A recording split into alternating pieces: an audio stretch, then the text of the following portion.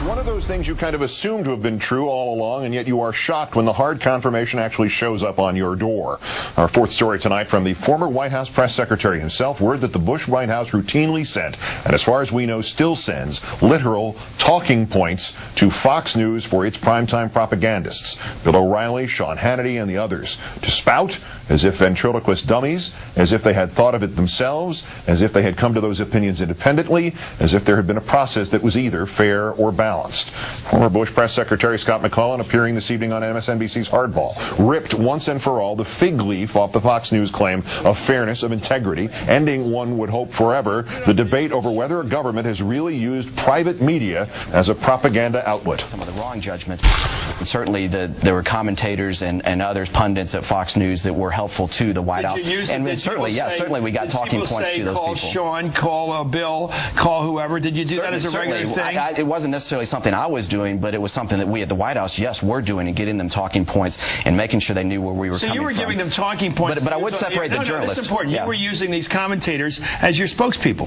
Well, certainly. I mean, certainly. I think that happens to both ways when people go on other networks as well that are favorable towards the Democrats and so forth. Nobody's ever fed me any crap like that, so I don't know what you're talking about. Well, you're an independent-minded guy. Thank you. Yeah. But aren't you a little embarrassed by the fact that your White House used a television network which is purportedly fair and balanced as your mouthpiece? I think everybody in this town uses people that are going to be helpful to their cause to try to shape the narrative to their advantage. Again, I would separate the journalists, because the journalists that I worked with were people just like the rest of the White House press corps who were trying to report the news. You wouldn't use Fred Hume as somebody to sell stuff for, but you'd use the nighttime guys. Yeah, I would separate that out, and certainly, and then they'll say that that's because they agree with those views in the White House. Well, they didn't need a script, though, did they? Well, probably not. Rupert Murdoch put neocons on the air under the leadership of GOP operative Roger Ailes is no secret, but Fox has always maintained, with more or less a straight face, that it was striving for some sort of journalistic objectivity. Over the phone tonight, Scott McClellan told us it was done frequently, especially on high-profile issues, and Countdown asked whether Fox ever gave the White House its desired results. Scott said yes. We asked the White House about McClellan's statements on Hardball. Current Press Secretary Dana Perino said, quote, "I'm not aware of that," and declined to comment further. Let's bring in MSNBC political analyst, Air America radio host Rachel Maddow. Good evening, Rachel. Hi, Keith. Set this in proportion for us. I mean, yeah, it's Claude Rains in Casablanca, but if we knew this, what does this mean? Do you suddenly feel like 4% less paranoid than you did this afternoon?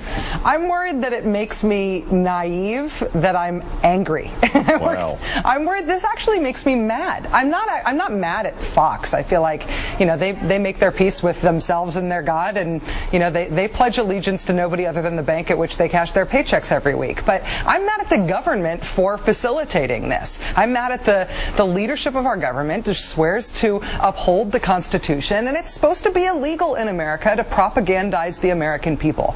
It is supposed to be illegal for our government to covertly choose some sort of press organ that is represented to the American people as if it is a press organ, laughable as that may be, and is feeding us stuff that is actually propaganda from our government. The American government is not supposed to have a state organ in the press that is shoving this stuff down our throats as if it is news. It's not supposed to work this way in this country. All right, to McClellan's point, everybody in the business has contacts, friends, etc. in politics, in campaigns, and so on. Your principal outlet, Air America, is openly allied with Democrats and Democratic causes. Explain where the line is between appropriate communications there and how the O'Reillys and the Hannitys and friends and the White House, in this case, cross that line. It's not rocket science. It is 6th grade journalism class level stuff. Don't lie. Be transparent about what it is that you're doing. If you got a statement from the White House, you say, we got a statement from the White House about this today. If you get a statement from the McCain campaign or from the Obama campaign or from your Aunt Millie, you say, Aunt Millie, John McCain, or Barack Obama told us this today. It doesn't even sound bad when you put it that way. You just have to be transparent about where your content comes from. Don't lie. Don't be Pravda. The fact that the White House paid people to echo its opinions and the Pentagon uploaded its own opinions to military military guests, and comedian Rush Limbaugh described himself as a water carrier, expressed relief after the midterms in 2006 that he could stop carrying water for the undeserving. But now Fox. Does anyone actually believe the right-wing stuff they spout, or are all they doing just sort of making a buck to keep the masses hypnotized?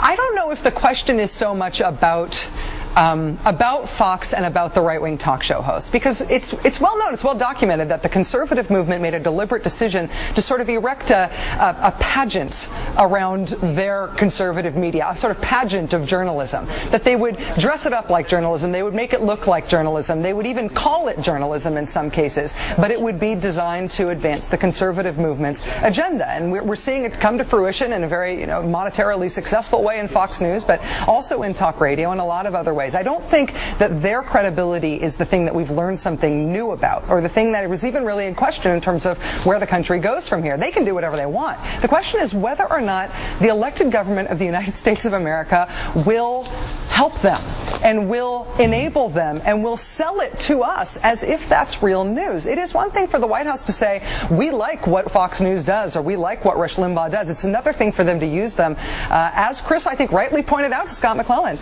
to use them as spokespeople without acknowledging that's what they're doing. That's propaganda, and it's supposed to be illegal. There you go. Just for the record, the White House declined to comment. We're expecting Dana Perino is probably waiting for somebody to write her some talking points. They transferred us to Fox. Fox did not return our call. So just for the record, and I wrote all that myself. Rachel Maddow of MSNBC and Air America. Thanks, Rach. Have a good weekend. You too, Keith. Thank you. A purpose pitch so far off its purpose that it hit a fan.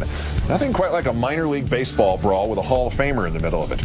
And back to the last point. Fox asks, quote, Barack Obama looking like a rock star in Germany today, but is the fact that they love him there a red flag for Americans here? Sure, because, we want the world to hate our president and everything he stands for. It works really well. Worst person's ahead. If this were a dictatorship, it'd be a heck of a lot easier. Just so long as I'm the dictator.